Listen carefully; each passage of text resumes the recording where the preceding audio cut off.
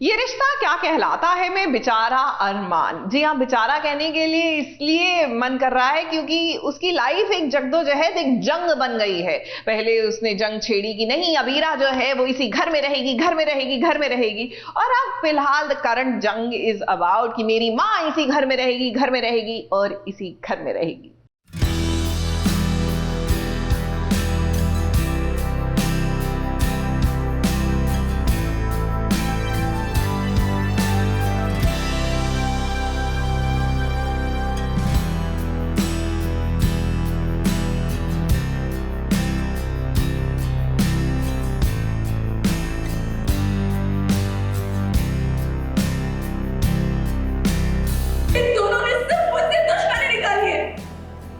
मेरी पूरी जिंदगी, मेरा पूरा परिवार, सब कुछ छीन लिया माधव इन्होंने, सब कुछ।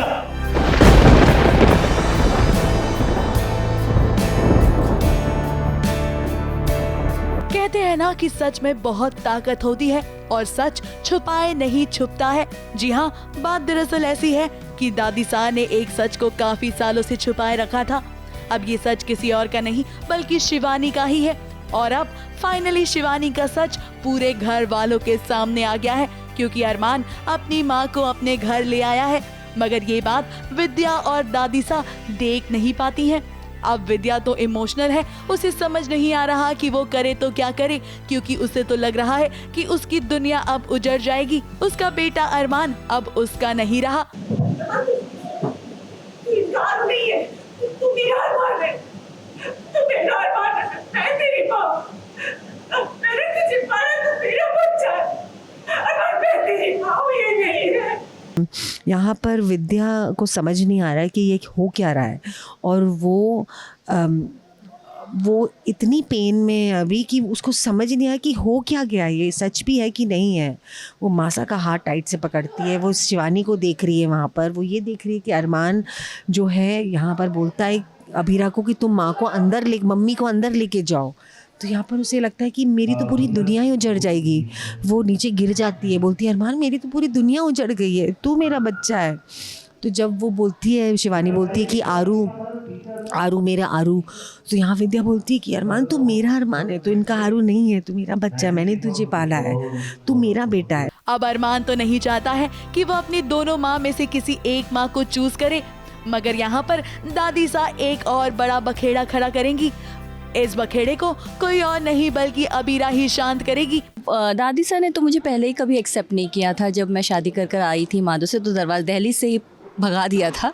इस दौरान भी अभी अरमान मुझे लेके आया इस घर में, तो शायद पहली बार चलो आपने पौधा हाउस अंदर से देखा, दहलीज क्रॉस की।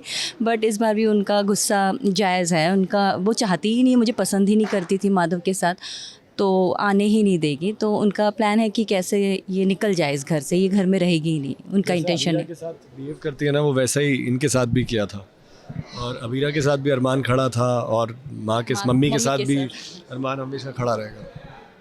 अब देखिए, एक माँ विद्या है तो वहीं दूसरी माँ सुमन। विद्या नहीं चाहती है कि वो अरमान को किसी से भी शेयर करे, तो वहीं शिवानी भी अपने बेटे के साथ रहना चाहती है। अब यहाँ पर अरमान फंस गया है, मगर वो अपनी दोनों माँओं का ख्याल रखना चाहता है। दादी साहब मेरी दो माएं और मैं इनमें से किसी एक को चूज नहीं करूँगा, क्योंकि अभी अरमान अबीरा एक हो गए हैं, तो ऑब्वियसली दोनों जो भी चाहेंगे वो एक ही चीज़ चाहेंगे, और वो चाहेंगे कि मम्मी को वो हक मिले जो वो डिज़र्व करती हैं, वो रिस्पेक्ट मिले। और इनकी भी शादी हुई है पापा से, तो क्यों ये घर में नहीं आ सकती। और अभी तो अरमान को पूरी स्टोरी पता नहीं है कि ये, अभी तो अरमान को ये मालूम ही नहीं है कि ये मम्मी को दूर रखने का प्लान और ये सब चीज़ें दादी सा और माँ ने प्लान की थी। तो जब वो धीरे धीरे चीज़ें खुलेंगी तो फिर तो और भी मज़ेदार होगा। अगर बात करें माधव की, तो माधव भी अपनी शिवानी को देखकर काफी ज्यादा दंग रह गया है, क्योंकि उसे तो घर वालों ने बताया था कि उसकी शिवानी अब इस दुनिया से हमेशा हमेशा के लिए जा चुकी है। शिवानी को साक्षात अपने सामने देखकर माधव भी काफी इमोशनल हो गया है। उसकी आंखें भर आई है अपने प्यार को देखकर। अब यहाँ कहानी में आगे ट्विस्ट आएगा, क्योंकि दादी सा को ये लगेगा कि अबीरा इस घर में वापस तो आई है, मगर एक साजिश के साथ, और उसकी साजिश ये है कि वो पोदार परिवार को तबाह कर देगी। मगर ऐसा नहीं है दादी सा, अबीरा तो ये चाहती है कि अरमान बस अपनी माँ के साथ रहे और वो खुश रहे। मुंबई से प्रिया धवड़े के साथ एबीपी न्यूज रिपोर्ट।